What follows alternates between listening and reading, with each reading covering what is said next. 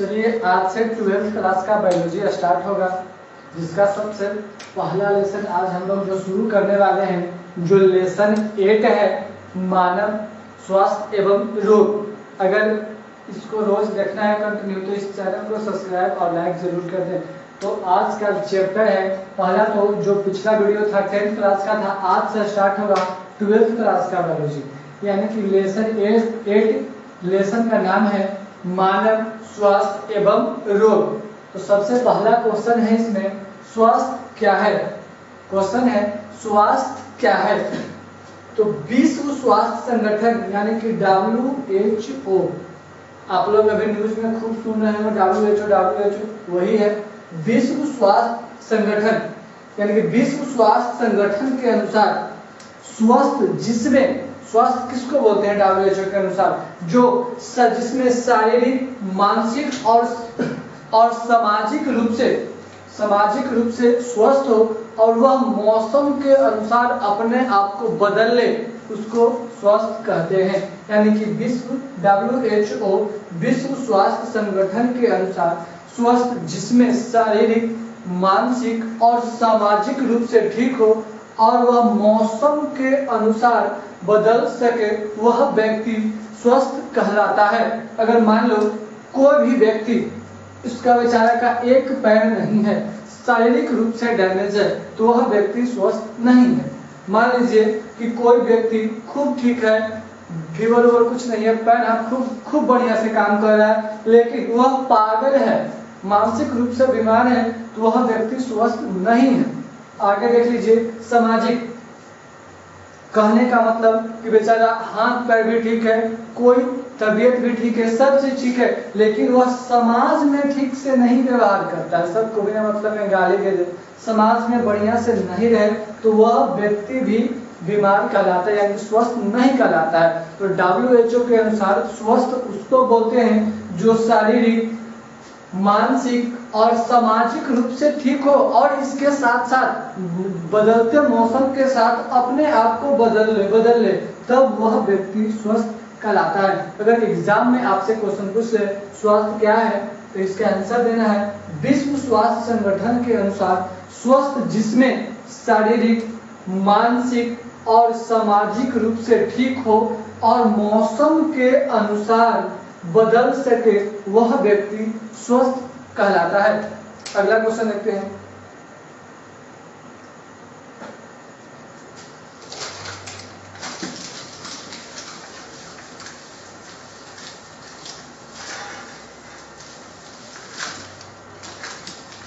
अगला क्वेश्चन है, अच्छे स्वास्थ्य के लिए शर्तों को लिखें। क्वेश्चन है, अच्छे स्वास्थ्य के लिए क्या क्या शर्त होते हैं, इसे लिखें।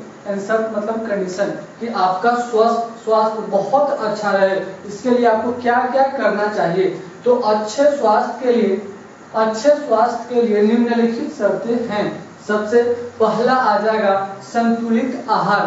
अगर आप चाहते हैं कि हम कभी जल्दी बीमार नहीं पड़े, मेरा स्वास्थ्य काफी अच्छा हो, तो उसके लिए आपको संतुलित आहार लेना चाहिए, न कि ऐसा भोजन करें जिसमें ज्यादा कोई विटामिन ज्यादा हो, कोई बहुत कम हो, ऐसा नहीं होना चाहिए।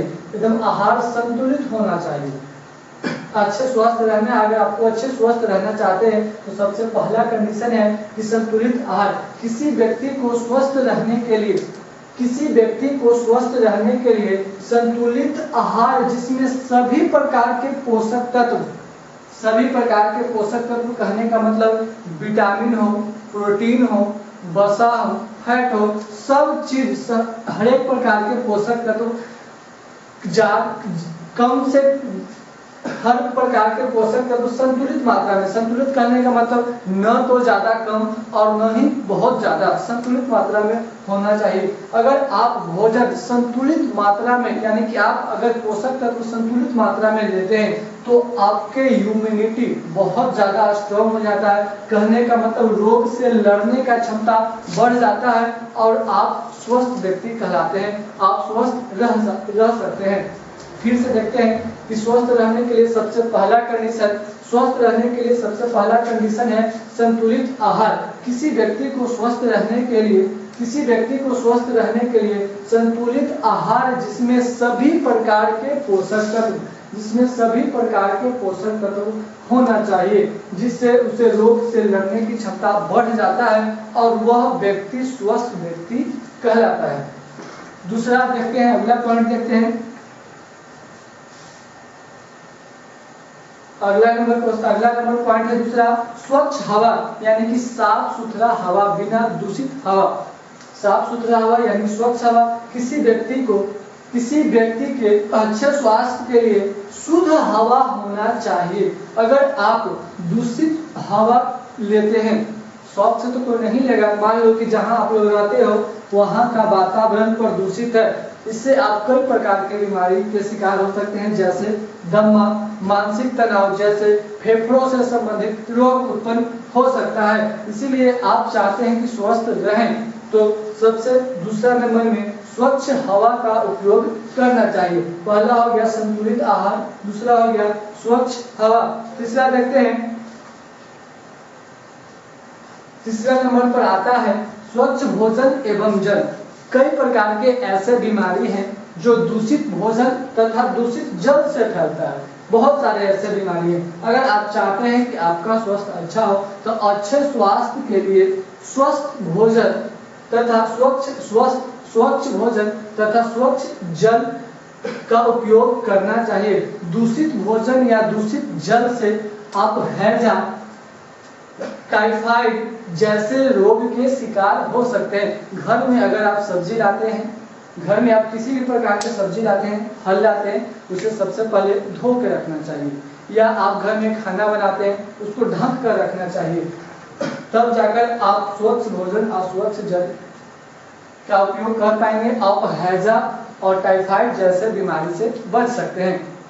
फिर से एक बार देख लेते हैं। सबसे पहला था संतुलित आहार, यानी कि अगर आपको स्वस्थ रहना है, आप चाहते हैं स्वस्थ रहना, तो ऐसे भोजन करें जिसमें हर एक प्रकार के पोषक तत्व उपलब्ध हो, जिससे आपका रोग से लड़ने का क्षमता यानी कि इम्यूनिटी प्रतिरोधक क्षमता बढ़ जाता है, आप बीमार नहीं पड़ते हैं। दूसरा था स्वच्छ हवा। किसी व्यक्ति के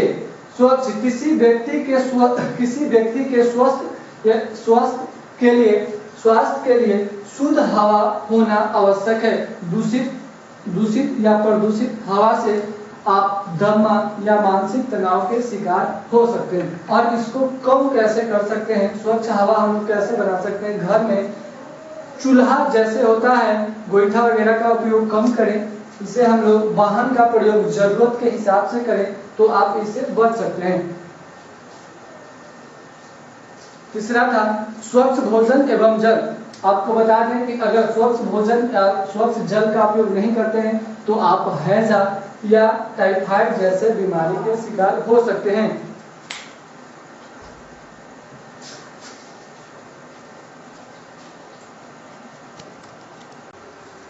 चलिए अगला शब्द देखते हैं, अच्छे स्वास्थ्य के अगला शब्द, यानी कि हम लोग कहाँ तक देख लिए थे? स्वच्छ भोजन एवं जल तक। अगला देखते हैं व्यायाम एवं विश्राम। अगर आप चाहते हैं कि मेरा स्वास्थ्य अच्छा रहे तो कम से कम प्रतिदिन 1 घंटा व्यायाम जरूर करें। अब व्यायाम यानी कि आप एज के हिसाब से करें, यानी कि कोई मान लीजिए घर में कोई बूढ़ा है, आप उसे डिप्स मरवाइएगा तो दिक्कत है। यानी कि अगर आप व्यायाम भी करना चाहते हैं तो एज के हिसाब से व्यायाम करना चाहिए।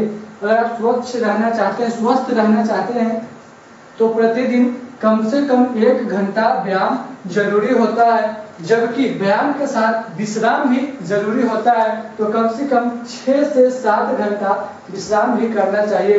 यानी कि शरीर को स्वस्थ बनाने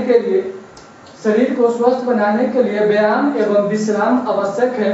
हमें कम से कम प्रतिदिन 1 घंटा व्यायाम तथा 6 से 7 घंटा विश्राम करना चाहिए। चलिए अगला क्वेश्चन देखते हैं।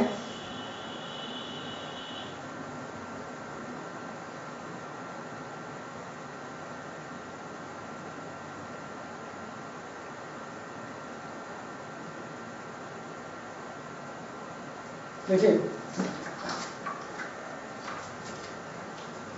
अगला है व्यसन। व्यसन कहने का मतलब आदत। अगर आप किसी चीज पर निर्भर हो जाते हैं तो वह आपके लिए बहुत ज़्यादा नुकसानदायक हो सकता है। अगला था व्यसन।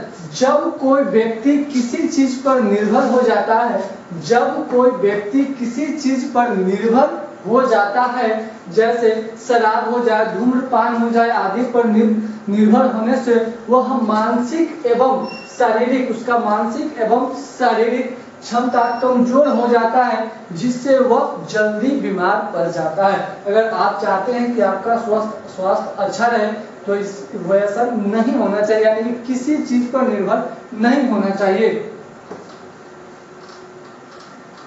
आज क्वेश्चन का 5 पॉइंट हो गया है। अगला क्वेश्चन देखते हैं, रोग क्या है।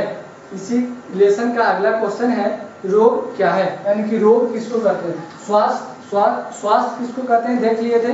अगला देखते हैं, रोग किसे कहते हैं, यानी कि रोग क्या है। शरीर के कोई भी अंग, शरीर के किसी अंग या किसी हिस्से या पूरा शरीर, शरीर के किसी अंग या हिस्से या पूरा शरीर पूरा शरीर अपना काम ठीक से न कर पाना या कम करना रोग कहलाता है। फिर से देखते हैं, रोग क्या है। शरीर के किसी अंग या हिस्से या पूरे शरीर अपना काम ठीक से न या कम करना रोग कहलाता है, यानी कि एक अंग या एक से अधिक अंग अगर आपका अच्छे तरह से काम नहीं करता है, उसे हम लोग बोल सकते हैं, उसे बोलते हैं रोग। अब देखें, रोग के कुछ लक्षण होते हैं। अगर आपको डॉक्टर के यहाँ जाते हैं तो ऐसा नहीं है कि डॉक्टर के मुंह दिखा दिए और डॉक्टर आपके मुंह देख के रोग बता देता है। उसके पास जाते हैं तो पूछता है, हाथ देखता है, आला लगा के देखता है, यानी कि उस रोग के लक्षण देखता है, पूछता है कि जी तो पेट में तकलीफ है, तो उसी हिसाब से वो रोग को पकड़ता है। यानी कि कोई ना कोई अंग ठीक से काम नहीं करता है, उसे रोग कहते हैं। रोग के कई लक्षण होते हैं, सिर दर्द, पेट दर्द, etc। आगे हम लोग इसको देखेंगे। अगला क्वेश्चन देखते हैं, रोग के निम्नलिखित कारक होते हैं। रोग निम्नलिखित कारकों से होता है, यानी कि रोग किन किन कारकों से होता है। आगे देखते हैं, रोग किन किन कारकों से होता है। तो सबसे पहला है संक्रमण, यानी कि आप किसी जीवाणु, विषाणु, प्रोटोजोआ या कवक के संपर्क में आने से आप संक्रमित रोग के शिकार हो सकते हैं। यानी कि रोग होने का पहला कारक हो गया संक्रमण, जैसे कोरोना, वो भी एक प्रकार के संक्रमण रोग है, जैसे टीबी।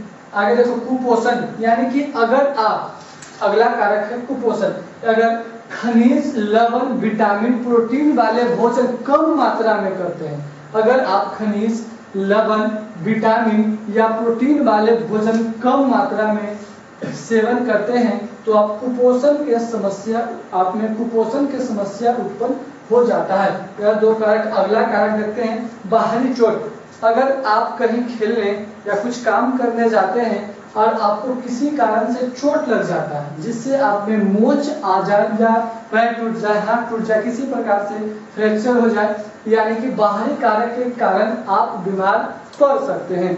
अगला है अनुवांशिक कारक।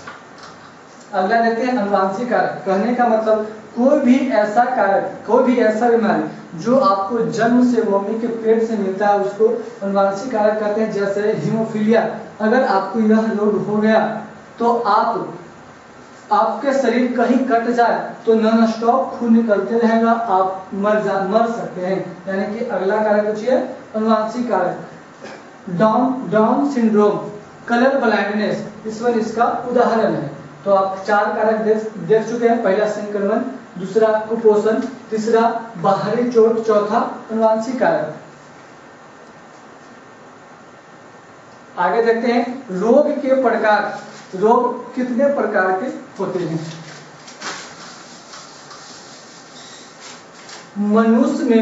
मनुष्य में होने वाले रोग मुख्यतः 2 श्रेणी में इसको बांटा गया है। मनुष्य में होने वाले रोग को मुख्यतः 2 श्रेणी में रखा जाता है। रोग के प्रकार, तो मनुष्य में होने वाले रोग को मुख्यतः 2 श्रेणी में रखा गया है। पहला को बोलते हैं जन्मजात रोग, दूसरा को बोलते हैं उपार्जित रोग। पहला को क्या बोलते हैं, जन्मजात रोग, दूसरा को बोलते हैं उपार्जित रोग। कहने का मतलब अगर कोई रोग जन्म से आपको मिला है तो उसको जन्मजात रोग कहते हैं। अगर कोई रोग जन्म के बाद आपको होता है तो उपार्जित रोग कहलाता है। यानी कि रोग हम लोग समझे कोई भी शरीर का कोई भी हिस्सा, कोई भी अंग या पूरा शरीर ठीक से काम नहीं करता, उसको रोग कहते हैं। रोग के कारक निम्नलिखित है। पहला संक्रमण के द्वारा हो सकता है, दूसरा बाहरी चोट के कारण हो सकता है, दूसरा पोषक तत्व की कमी के कारण हो सकता है, तीसरा अनुवांशिक विकलन के कारण हो सकता है। अगला देखे थे रोग के प्रकार, तो मनुष्य में रोग को मुख्यतः दो श्रेणी में हम लोग रखते हैं। पहला को बोलते हैं जन्मजात रोग और दूसरा को बोलते हैं उपार्जित रोग। ऐसे रोग जो आपको जन्म के साथ मिलता है उसको जन्मजात रोग बोलते हैं, और वैसा रोग जो जन्म के बाद मिलता है, जन्म के बाद होता है, उसे उपार्जित रोग बोलते हैं।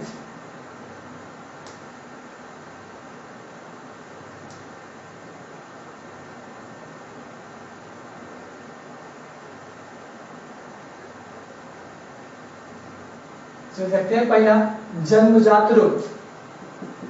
जन्मजात रोग वे रोग जो अनुवांशिक दोष के कारण उत्पन्न होता है तथा एक पीढ़ी से दूसरे पीढ़ी में पहुंच जाता है, जन्मजात रोग कहलाता है। अगर आपसे जन्मजात रोग के डेफिनेशन पूछे तो लिखना है वे रोग जो अनुवांशिक दोष के कारण, वे रोग जो अनुवांशिक दोष के कारण उत्पन्न होता है तथा एक पीढ़ी से दूसरे पीढ़ी में पहुंच जाता है, जन्मजात रोग कहलाता है।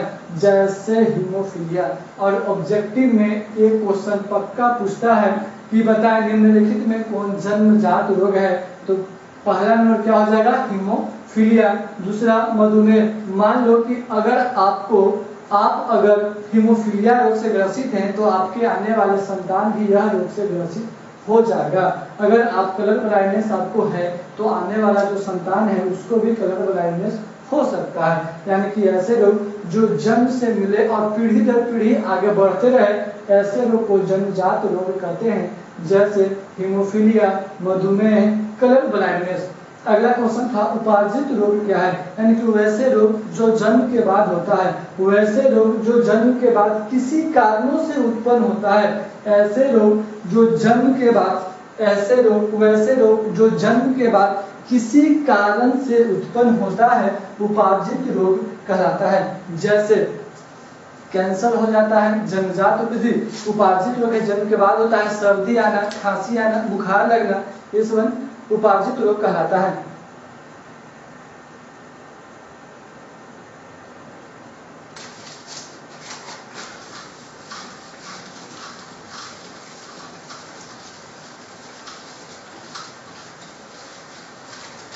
आगे देखते हैं उपार्जित रोग को दो प्रकार में बांटा गया है। उपार्जित रोग को दो प्रकार में बांटा गया है। पहला को बोलते हैं संक्रामक रोग, दूसरा को बोलते हैं असंक्रामक रोग। उपार्जित रोग को कितने प्रकार में बांटा गया है, तो उपार्जित रोग को दो प्रकार में बांटा गया है। पहला को बोलते हैं संक्रामक रोग, दूसरा को बोलते हैं असंक्रामक रोग।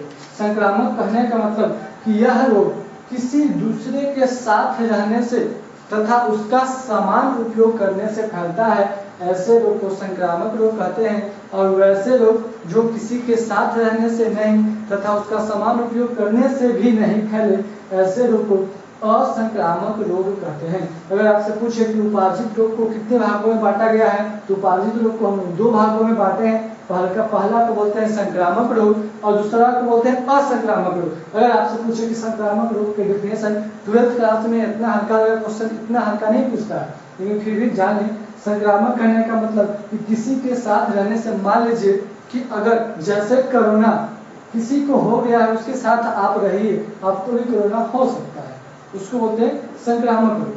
टीबी, अगर आपको या किसी को टीबी है, आप उसके साथ रहिए, उसको भी टीबी हो सकता है। तो याद रखना कि इससे पूछा कौन रोग संक्रामक है, क्वेश्चन पूछेगा निम्नलिखित में से कौन रोग संक्रामक रोग है, निम्नलिखित में से कौन से रोग असंक्रामक है, ऐसे क्वेश्चन पूछता है। लेकिन हम लोग डेफिनेशन भी देख लेते हैं।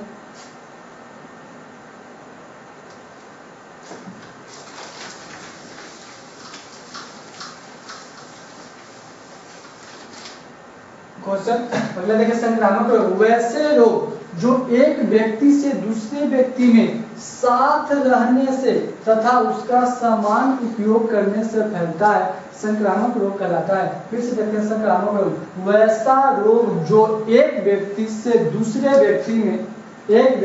दूसरे व्यक्ति में साथ रहने से तथा उसका समान उपयोग करने से फैलता है, संक्रामक रोग कहलाता है। जैसे मलेरिया, फाइलेरिया, कालाजार, हेपेटाइटिस और टीबी। इसमें सबसे ज्यादा इंपॉर्टेंट हो जाएगा टीबी, क्या कि ये टीबी, देखो लड़का दूसरे में कंफ्यूजन रहता है, टीबी और कैंसर। अगर आपको पूछे कि संक्रामक रोग है तो याद रखना टीबी अगर किसी को है आप उसके साथ रहेंगे तो आपको भी टीबी हो सकता है, क्या कि यह क्या है, संक्रामक रोग है। फिर से एक बार परिभाषा देखते हैं, संक्रामक रोग वैसे रोग जो एक व्यक्ति से दूसरे व्यक्ति में साथ रहने से तथा उसका समान उपयोग करने से फैलता है, संक्रामक रोग कहलाता है। जैसे एग्जाम्पल बहुत ज्यादा इंपॉर्टेंट है, जैसे मलेरिया, फाइलेरिया, कालाजार, हेपेटाइटिस 2 प्रकार के होता है। आगे देखेंगे टीबी, हैजाइसम संक्रामक रोग के श्रेणी में आता है। आगे देखते हैं असंक्रामक रोग। अगला है असंक्रामक रोग, वैसे रोग जो एक व्यक्ति से दूसरे व्यक्ति में साथ रहने से तथा उसका समान उपयोग करने से नहीं फैलता, उधर फैलता था इधर नहीं फैले, तो ऐसे रोग को असंक्रामक रोग कहते हैं। जैसे कैंसर, अगर किसी को कैंसर है, अगर आप उसके साथ हैं या उसका समान उपयोग करते हैं तो आपको वो बीमारी नहीं होगा। एड्स, यह सब ऐसा बीमारी है जो असंक्रामक रोग के श्रेणी में आता है, यानी कि वैसे रोग जो एक व्यक्ति से दूसरे व्यक्ति में साथ रहने से तथा उसका समान उपयोग करने से नहीं फैलता है, ऐसे रोग को असंक्रामक रोग कहते हैं। जैसे कैंसर, टेटनस और एड्स।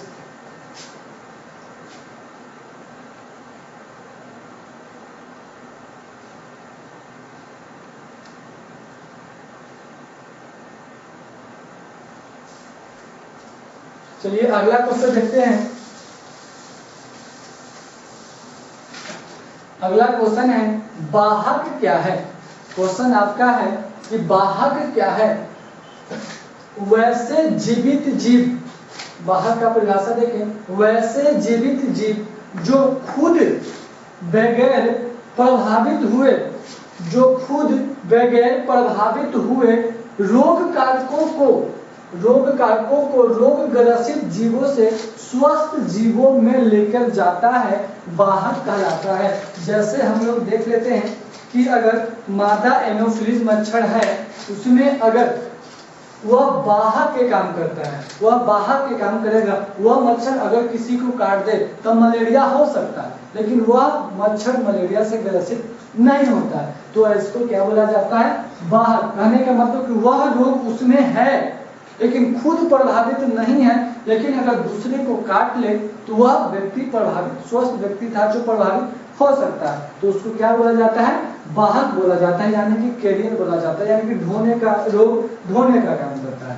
फिर से एक बार देखते हैं वाहक क्या है। तो वैसे जीवित जीव जो खुद बगैर प्रभावित हुए, अपने तो खुद वह बगैर प्रभावित हुए रोग कारकों को रोगग्रस्त जीव से, यानी कि बीमार जीव से स्वस्थ जीवों में लेकर जाता है, वाहक कहलाता है। जैसे कुछ एग्जाम्पल हम लोग देखते हैं, जैसे घरेलू मक्खी। अब देखिए घरेलू मक्खी से आपको कौन कौन बीमारी हो सकता है, कोलेरा, टाइफाइड, पीलिया यानी कि जॉन्डिस। पहला कौन बीमारी हो सकता है, घरेलू मच्छर, जिसका फोटो आप लोग देख सकते हैं, यही है आपका घरेलू मक्खी, जो आप लोग घर में भी देखते हैं, नॉर्मल मक्खी है, इसको बोलते हैं घरेलू मक्खी। यह मक्खी कौन कौन रोग उत्पन्न कर सकता है, कोलेरा उत्पन्न कर सकता है, दूसरा टाइफाइड उत्पन्न कर सकता है, तीसरा पीलिया यानी कि जॉन्डिस, यानी कि दूषित जगह पर बैठेगा और वो आपके भोजन को दूषित करता है। इसको पूछेगा कि बताओ घरेलू मक्खी से कौन कौन बीमारी होता है, तो यह मक्खी वाहक का काम करता है, समझ गए। अगला देखते हैं दूसरा, बालू मक्खी।